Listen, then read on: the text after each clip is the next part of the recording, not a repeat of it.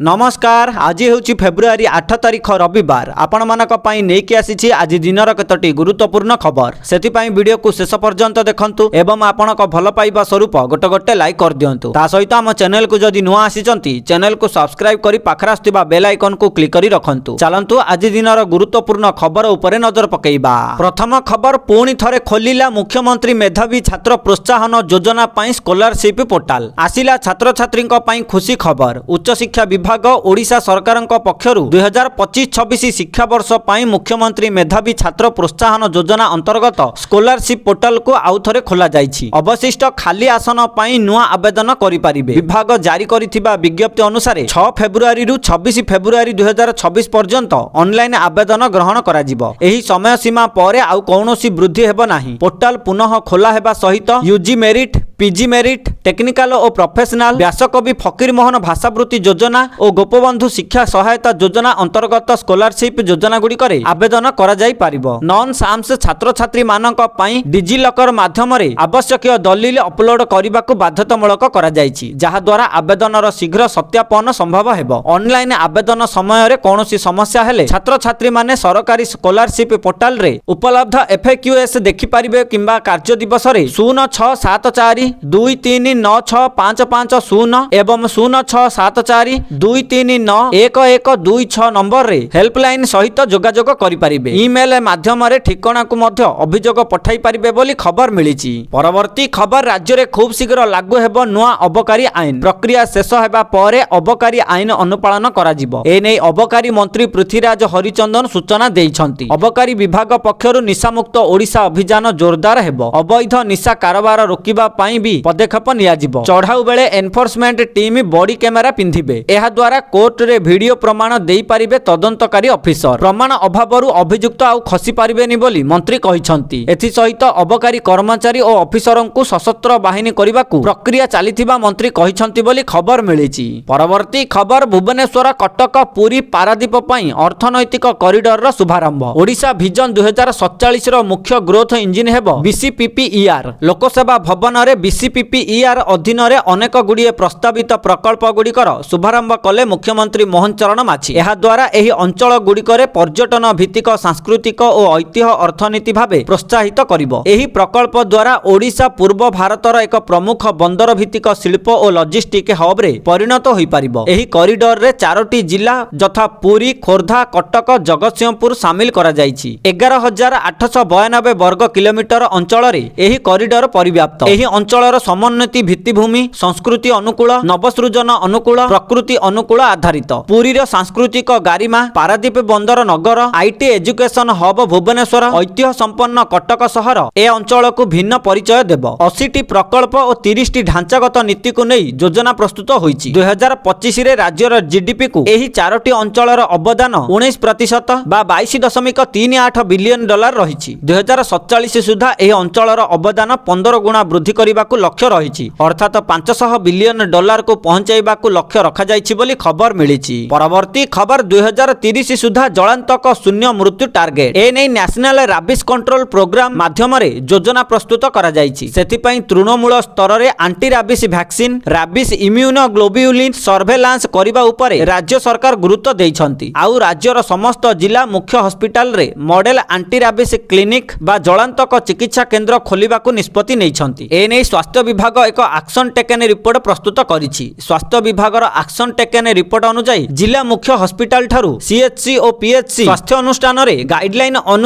पर्याप्त anti राबिस injection मौजूद रहिबो। 2026 मार्च सुधा समस्त जिला मुख्य हॉस्पिटल रे पर्याय क्रमे मॉडल एंटी राबिस क्लिनिक प्रतिष्ठा हेबो। सेठारे एंटी राबिस इंजेक्शन सहित संक्रमित रोगींक पई चिकित्सा सुविधा रहिबो। कुकुर कामुडा उपरे तीक्ष्ण नजर रखा जिवो। कुकुर कामुडा व्यक्तिंक संपर्क रे पोर्टाल रे सूचना अपलोड हेबो। उक्त तथ्य को गुरुत्व सहित मॉनिटरिंग करा जिवो। तृणमूल स्तर रे कुकुर कामुडा संक्रमण उपरे सचेतनता कार्यक्रम को आहुरी व्यापक करा जिवो। विशेष करी राबिस फ्री सीट पई पदक्षेप निया जिवो। भुवनेश्वर, कटक और राउरकेला रे कुकुर बंध्याकरण उपरे गुरुत्व दिया जिवो। कुकुर कामुडा परिचालना क्षेत्र रे 2130 जन प्रशिक्षण पाइछंती। एमानंकु नेई राज्य रे जलांतक रैपिड रेस्पॉन्स टीम गठन करा जिवो। राज्य रे 2030 बेला को जेपरि जणे हेले राबिस संक्रमितंक मृत्यु हेबनी से नै पदक्षेप नियाजिब। समूह भावे 70% कुकुरंकु वैक्सीनेशन और बंध्याकरण करागले रैबिस संक्रमण चेन को रोका जाई पारिबो बोली खबर मिलिछि। परवर्ती खबर महानदी जल विवाद मामला आसंता मार्च 14 तारिख को घुंचिला शुणाणी। फेब्रुआरी शेष सप्ताह मार्च प्रथम सप्ताह मध्य स्पॉट विजिट हेबो। ट्रिब्यूनल स्पॉट विजिट करि सारिबा परे मार्च 14 तारिख रे शुणाणी हेबो। एप्रिल 13 तारिख रे ट्रिब्यूनल अवधि शेष हेबाकु जाउछि। ओडिशा एवं छत्तीसगढ़ ट्रिब्यूनल अधिक वृद्धि पई अनुरोध करि सारिछंती। 2027 मार्च 27 तारिख पर्यंत वृद्धि पई केंद्र सरकार को अनुरोध करिछंती। ट्रिब्यूनल अध्यक्ष पद खाली पड़िथिबारु 9 मास कार्य होई नथिला, जेउथि पई कार्यक्रम विलंब होईछि बोली एजी पीतांबर आचार्य कहिछंती बोली खबर मिलिछि। परवर्ती खबर गंजाम जिल्लार प्रसिद्ध इष्टदेवी मां तारातारिणी मंदिर दानहुंडी शनिवार खोलिछि। मंदिर निर्वाही अधिकारी तथा पुरुषोत्तमपुर तहसीलदार विनोद कुमार बेहेरांक तत्वावधान रे मंदिर परिचालना कमिटी, जिला प्रशासन, पुलिस और सेवायतंक उपस्थिति रे खोला जाइछि। 4 मास परे मंदिरर हुंडी खोला जाइथिबा बेले सेथि मध्यरु टंका, सुना, रूपा और विदेशी टंका मध्य बाहरिछि। एपरिकी कानाडार डॉलर मध्य किछि मिलिछि। हुंडीरु बाहरिथिबा टंका को पुरुषोत्तमपुर तहसील कार्यालयर कर्मचारींक द्वारा गणति चालू रहिछि बोली खबर मिलिछि। परवर्ती खबर शिशु बाटिका पिलांकु मध्य मिलिबो मागणा यूनिफॉर्म। राज्यर प्राक प्राथमिक शिक्षा व्यवस्था को अधिक सुदृढ़ और आकर्षणीय करिबा लक्ष्य रे ओडिशा सरकार एक बड़ पदक्षेप ग्रहण करिसंती। एणिकी सरकारी विद्यालय रे पढुथिबा शिशु बाटिकार छात्र छात्री को मागणा पोशाक सह आनुषंगिक सामग्री जोगाई दिया जिवो। एही निर्देश अनुसार 2025-26 शिक्षा वर्ष पई शिशु बाटिका सह प्रथम रु अष्टम श्रेणी पर्यंत छात्र छात्री को फेब्रुआरी 15 तारिख सुधा यूनिफॉर्म प्रदान करा जिवो। एही प्रक्रियार सठिक तदारख पई जिलापालक अध्यक्षता रे जिला स्तरीय कमिटी गठन करा जायछि। सेहीपरि पोशाकर रंग, लोगो और गुणमान उपरे विशेष ध्यान देबाकू ओसेपा जिला शिक्षाधिकारी को कड़ा निर्देश देइछि बोली खबर मिलिछि। परवर्ती खबर आउ निर्वाचन लढिबेनी खनि मंत्री कहिले युववर्गक पई बाट छाड़िबे। गोटिए बाटे खनि मंत्री विभूति जेना बड़ निष्पत्ति नेइछंती। से आउ निर्वाचन लढिबेनी बोली एक गणमाध्यम को सूचना देइछंती। से आउ निर्वाचन न लढी युववर्गक पई बाट छाड़िबे बोली कहिछंती। से सूचना देई कहिछंती जे निर्वाचन लढिबार इच्छा नाही। आसंता वर्ष मते 60 वर्ष हेबो। 45 वर्षीय युवक राष्ट्रीय अध्यक्ष एवं युवक माने आगको आसीबा दरकार बोली कहिछंती। किंतु से दल न छाड़िबा नै मध्य एक प्रकार स्पष्ट करिछंती। आगको दल जेउ दायित्व देबो मु ताकू करिबी, निर्वाचन लढिबी नाही बोली मानसिक प्रस्तुति करि सारिछि बोली मंत्री कहिछंती बोली खबर मिलिछि। परवर्ती खबर पुणी बढ़िला सुना और रूपा दर। लगातार 2 दिन ह्रास पाइबा परे सुना और रूपा मूल्य रे आज बड़ धरणर वृद्धि पाइछि। आज 24 कैरेट सुनार मूल्य 10 ग्राम पिछा 2890 टंका वृद्धि पाई 1,56,600 टंका रे पहुंचिछि। सेहीपरि 22 कैरेट सुनार मूल्य 10 ग्राम पिछा 2650 टंका बढ़ी 1,43,550 टंका रे स्थिर होइछि। अन्यबटे रूपा मूल्य रे मध्य बड़ उल्लेखनीय वृद्धि घटिछि। प्रति किलोग्राम रूपार मूल्य 5000 टंका बढ़ी 2,85,000 टंका रे पहुंचिछि बोली खबर मिलिछि। परवर्ती खबर बीजेडी रो 12टी सांगठनिक जिल्लार नुआ कमिटी गठित। पूर्वरु 11टी जिल्लार कमिटी गठित होइथिला। बिजु जनता दल सभापति नवीन पट्टनायकଙ୍କ अनुमोदन क्रमे शुक्रवार 12 जिला यथा बरगड़, रायगड़ा, कोरापुट, नुआपड़ा, ढेंकानाल, जगतसिंहपुर, नवरंगपुर, बलांगीर, कटक, मयूरभंज 1, मयूरभंज 2 और जाजपुर पई नुआ कमिटी गठन करा जायछि। पूर्वरु गत डिसेंबर 27 तारिख रे कलाहांडी, झारसुगुड़ा, सुंदरगढ़, मालकानगिरी, अनुगुल, केन्दुझर, बौद्ध, गजपति, देवगढ़, कंधमाल और सुवर्णपुर आदि 11टी जिला पई कमिटी गठन करा जाय सारिछि बोली खबर मिलिछि। परवर्ती खबर माओ मुक्त हैला ओडिशार आउ एक जिला। माओ दंपतिक आत्मसमर्पण पर सूचना देले एडीजी संजीव कुमार पंडा। माओ दंपति निखिल और इंदुंक सह मोट 15 जन सरेंडर करिसंती। तेबे एहा परे एमाने अन्य माओवादी को मध्य आत्मसमर्पण पाई मध्य कहिसंती। बंधुक छाड़ी सरेंडर करिबा पाई माओ नेता निखिल कहिसंती। निज साथी भाई मानकु से एपरि कहि समाजर मुख्य स्रोत रे शामिल हेबाकू आगेइबा पाई कहिसंती। से कहिथिले कि आमे 15 जन एबे गणतांत्रिक रास्ता रे शामिल हेइछु। आउ आशा करूछु कि आपण माने भी एथिरे शामिल हेइ जांतु। वर्तमान सशस्त्र विप्लव करिबा कष्टसाध्य,